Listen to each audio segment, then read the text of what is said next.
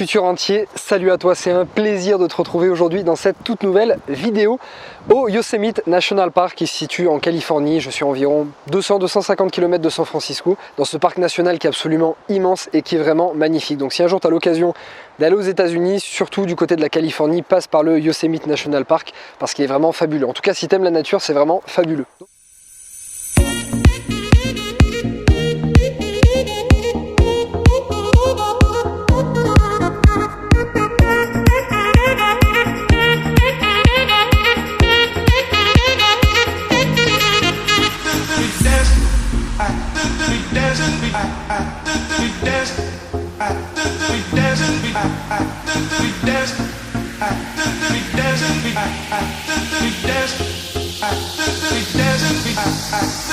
Donc aujourd'hui, de quoi je vais te parler? Aujourd'hui, je vais te dire comment est-ce qu'on peut démarrer dans l'immobilier. Alors, vous avez été très nombreux à me poser la question, j'étais assez étonné. En fin de compte, ça fait à peu près un an et demi que je fais des vidéos sur l'investissement immobilier. Je te parle beaucoup de crédit, je te parle de fiscalité, je prends des fois des sujets qui sont assez poussés, assez complexes. Des fois, je vais assez loin dans l'analyse, mais je me rends pas compte que chaque jour, vous êtes des centaines de nouveaux à me suivre. Et donc, vous avez peut-être pas les mêmes connaissances que les autres en investissement immobilier. Peut-être que vous démarrez. Donc, je me suis dit, c'est bien d'en faire un peu pour tous les goûts. Des fois, des vidéos un peu plus complexes et des fois, des vidéos un peu plus simples pour ceux qui démarrent. Donc, si du coup, tu es débutant en investissement immobilier, tu dois déjà te poser cette première question, à savoir, qu'est-ce que tu achètes? Est-ce que j'achète un garage? Est-ce que j'achète un appartement? Est-ce que j'achète un immeuble? Est-ce que je fais de la location étudiante, de la colocation?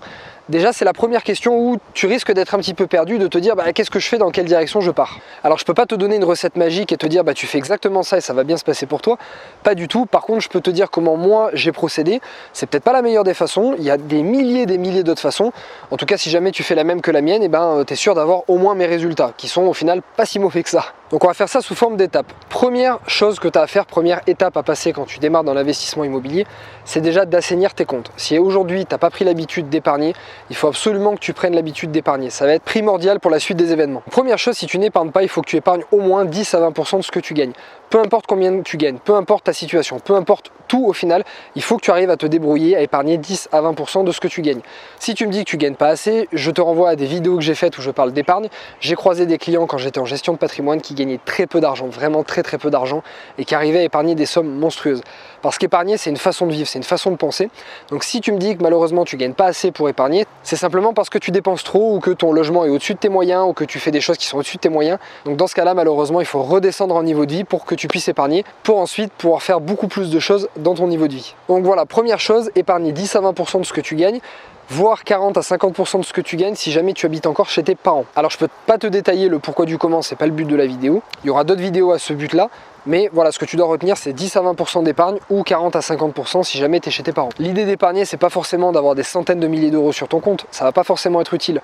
Non, le but c'est juste de montrer à la banque que tu sais bien gérer ton argent, que tu as des dépenses saines, que tu as un compte qui est sain, que tu arrives à épargner, que tu es dans la bonne logique. C'est juste ça. Et éventuellement à te créer un apport qui pourra servir pour emprunter auprès de la banque. Mais ça, à la limite, l'apport, c'est pas forcément la priorité. Tu peux emprunter à 110%, j'ai plus de la moitié de mes participants aujourd'hui qui empruntent à 110%. Disons que le but ultime, c'est surtout de montrer au banquier que tu gères bien ton argent. La deuxième étape, c'est de te former, de pas partir à commencer à investir dans tous les sens. Alors évidemment, tu vas dire que je suis formateur en immobilier, donc que je prêche pour ma paroisse, évidemment. Forcément, je suis coach en investissement immobilier, donc si je te dis ça, c'est parce que j'y crois et que je connais l'importance de se former. J'ai fait 5 ans de gestion de patrimoine, au début, j'y connaissais absolument rien. J'ai eu des agréments de partout, j'ai des agréments en investissement immobilier, en investissement financier, en courtage de crédit bancaire. Je me suis formé en fiscalité, je me suis formé en crédit, je me suis formé en communication, je me suis formé en management. Bref, forcément, je me forme depuis 5-6 ans et j'ai vu les résultats. Donc c'est pour ça que je peux pas te dire de pas te former. L'avantage aussi, c'est que tu vas récupérer les connaissances et l'expérience de quelqu'un qui, lui, a dû passer plusieurs années, voire a dû se planter des tas de fois pour avoir cette même expérience et ces mêmes connaissances. Alors que toi, tu vas les avoir presque tout cuit dans ton bec en quelques semaines, en quelques mois. Donc si je te dis ça, c'est parce que j'ai investi en France, j'ai investi à l'étranger, j'ai fait de la location à l'année, j'ai fait de la location étudiante, de la location saisonnière, j'ai fait de la colocation, j'ai acheté des appartements, j'ai acheté des immeubles, j'ai fait de la division d'immeubles, j'ai fait de la création de copropriété. Bref, j'ai fait des tas de choses différentes, des tas de projets différents, avec beaucoup d'erreurs. J'ai fait beaucoup d'erreurs, beaucoup de choses qui m'ont ralenti, beaucoup de choses qui m'ont fait perdre de l'argent. Et ce que je me dis à chaque fois, c'est que si j'avais ce cerveau-là que j'ai maintenant à 27 ans, si je l'avais eu il y a 5 ans, au début de mes investissements immobiliers, aujourd'hui j'aurais plus d'une cinquantaine d'appartements, je gagnerais 5 fois plus dans l'immobilier et j'aurais été beaucoup plus vite. Donc voilà, deuxième étape, te former efficacement. Donc la troisième étape, c'est de réfléchir à tes stratégies d'investissement. En fait, acheter de l'immobilier, en soi, c'est pas très compliqué. Tu trouves un appartement, tu vas le visiter, tu fais les annonces, tu vas négocier ton crédit bancaire, tu vas signer chez le notaire, tu mets en place un locataire, tu fais tes travaux avant, tu mets en place un locataire et au final, ton investissement, il est fait. En soi, c'est pas très difficile. Ce qui est plus compliqué, c'est de le faire efficacement et de le faire intelligemment. D'où l'idée de ces stratégies d'investissement. Qu'est-ce que ça veut dire concrètement? Ça veut dire qu'en fait, avant même d'acheter ton premier investissement immobilier, il faut déjà que tu aies en tête ton deuxième, voire ton troisième. Comme aux échecs, il faut que tu anticipes un maximum. Pourquoi? Parce que si tu fais ton premier investissement immobilier et que tu réfléchis pas forcément au suivant, ce qui va se passer, et crois-moi c'est du vécu, je l'ai vu chez des tas de clients, et même moi-même j'ai fait cette erreur aussi, c'est qu'au bout du deuxième investissement, au moment où tu vas le démarrer, il est certain que tu vas te dire « Ah mais en fait si j'avais su que je faisais ça, peut-être qu'au premier j'aurais fait différemment. J'aurais peut-être mis moins d'apport, j'aurais peut-être fait un crédit différent, j'aurais peut-être choisi un autre régime fiscal, j'aurais peut-être pas choisi ce type de bien. » Au final, tu vas te rendre compte dans ton deuxième investissement que les erreurs que tu as faites au premier, ou en tout cas l'anticipation que tu n'as pas eue au premier, te coûte cher à ton deuxième voire ton troisième investissement parce que c'est cette petite erreur qui va peut-être t'empêcher d'emprunter un plus gros montant pour le deuxième ou troisième bien, qui va peut-être tout simplement t'empêcher d'emprunter tout court. Donc tu vas peut-être t'apercevoir qu'en changeant de régime fiscal, tu vas perdre de l'argent. C'est malheureusement l'étape la plus dure et qui est la plus longue à acquérir. Moi j'ai mis plusieurs années en gestion de patrimoine pour l'acquérir, tout simplement parce que quand je travaillais en gestion de patrimoine, c'était mon métier de penser à ça à mes clients. Mon métier c'était d'anticiper à leur place tout ce qui allait pouvoir se passer dans l'avenir en termes de financier, de juridique et de fiscal. Donc forcément j'avais beaucoup plus de facilité à le faire pour moi-même, beaucoup plus de facilité à le transmettre à mes participants, mais il faut savoir que c'est quelque chose qui n'est pas inné. Anticiper de cette manière-là, c'est quelque chose qui n'est pas inné. Et pourtant, c'est ce qui fait que tu vas être un investisseur élite, que tu vas pouvoir être rentier en 2-3 ans, au lieu de quelqu'un qui va mettre 10 ans à le faire, parce que tu as une capacité à anticiper, et donc que tu as eu des bonnes stratégies d'investissement. Donc troisième étape, avoir de bonnes stratégies d'investissement. Quatrième étape, c'est de choisir un bien immobilier qui est dans tes moyens, pas un bien immobilier trop cher, donc un bien avec lequel tu puisses dormir tranquille. L'idée, c'est de se dire qu'à chaque fois que tu vas te coucher le soir, il ne faut pas que tu te dises « Ah mais si j'ai mon locataire qui ne me paye pas, qu'est-ce qui se passe? Ah mais si j'ai ça qui se passe, comment je fais à payer mon crédit ?»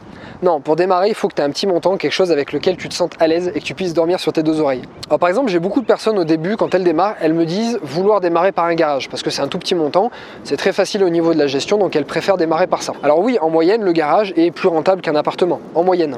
Mais personnellement, alors je dis bien personnellement, je ne suis pas un grand fan du garage. Je vais t'expliquer pour quelle raison. Même s'il y a moins de gestion, même si c'est moins compliqué en entretien, même si c'est plus facile à mettre un locataire dehors qui paye pas, même si c'est un petit peu plus rentable en moyenne qu'un appartement, là où pour moi j'y vois peu d'intérêt, c'est que pour acheter un garage à 10 000, 15 000 ou 30 000 euros par exemple, il faut que tu fasses quasiment les mêmes démarches, ça te demande la même énergie et le même temps que si tu devais acheter un appartement. Au final, les visites c'est les mêmes, trouver le bien c'est les mêmes, aller chez le banquier pour faire un crédit, aller signer chez le notaire, trouver un locataire, c'est quasiment les mêmes démarches. Et donc moi ce que je me dis, c'est que quitte à faire toutes ces démarches là, à utiliser du temps, à utiliser de l'énergie, je préfère le faire pour quelque chose qui vaut 100 ou 200 000 euros, qui va me rapporter 200 ou 400 euros par mois net de cash flow, plutôt qu'un garage qui va me rapporter 10, 20 ou peut-être 30 euros par mois de cash flow. Et donc l'idée, en tout cas si tu es juste dans une logique d'être rentier, de te constituer rapidement un patrimoine, c'est de te dire que si tu achètes des garages un par un, il va te falloir 150 ans avant d'arriver à être rentier.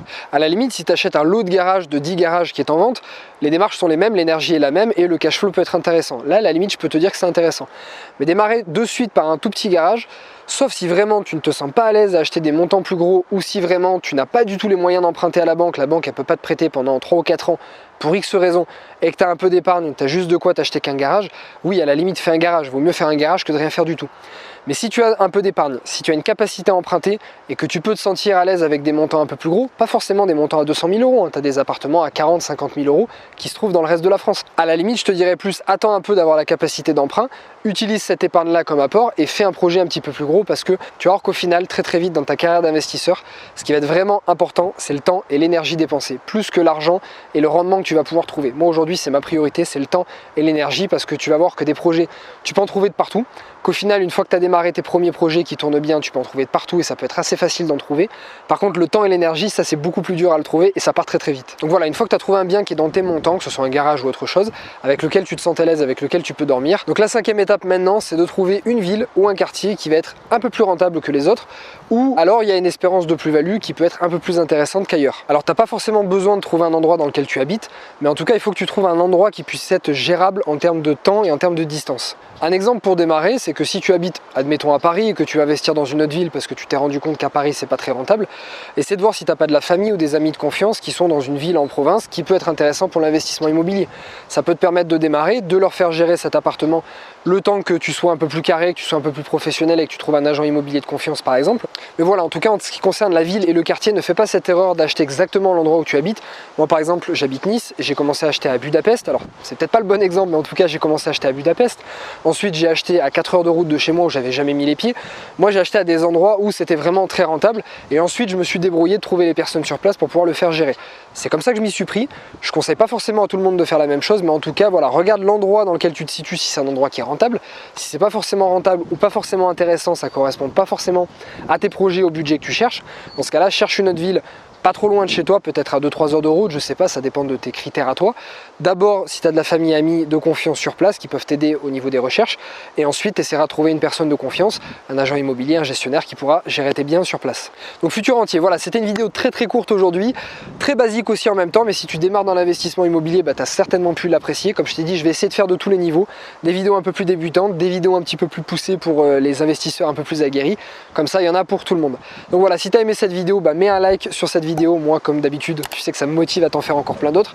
Écris-moi en commentaire si tu veux voir un peu plus de vidéos plus simples en termes de niveau, un peu plus adaptées aux débutants, ou alors dis-moi si au contraire tu veux des vidéos encore plus poussées, un peu plus complexes. Dans ce cas-là, j'adapterai, je ferai des fois débutants et des fois un peu plus complexes. Tu peux télécharger 1 heure de mon séminaire qui sera offert, tu cliques juste en dessous dans la description, tu as un lien, ça sera directement envoyé par mail.